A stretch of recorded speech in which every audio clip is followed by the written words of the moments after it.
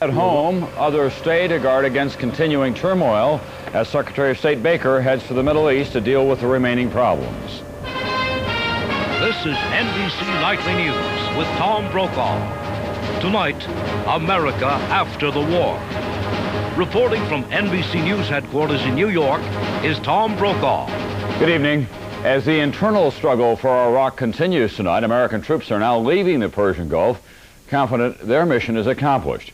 Many have been there for 6 months, converting the desert sand into one of the most successful American battlefields ever.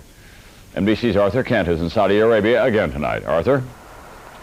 Tom, over the next few days, 5,000 U.S. troops a day will leave for home, and judging by what we've seen among departing soldiers tonight, the United States is about to be taken by Desert Storm, Part 2. We're going home! And so they are. The 2nd Brigade of the 82nd Airborne Division, who've been in the Gulf for 210 days. They have one request of the flight attendant. Get us home, baby! The flight crew is happy to oblige. We're excited and proud to be bringing them back home. We brought them over here. We're glad to be bringing them back home again. The 82nd Airborne was the original line in the sand, defending Saudi Arabia from Iraqi invasion forces in Kuwait. We're getting ready to go wherever they tell us to go. They trained for frontline action.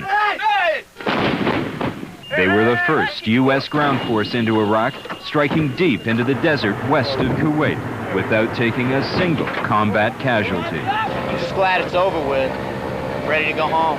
You think it was worthwhile? Definitely. Definitely worth it. I feel great. We're going home. What are you going to do when you get there? Drink beer. Woo! In the face of this, the flight crew has been told to serve steak, but no alcohol.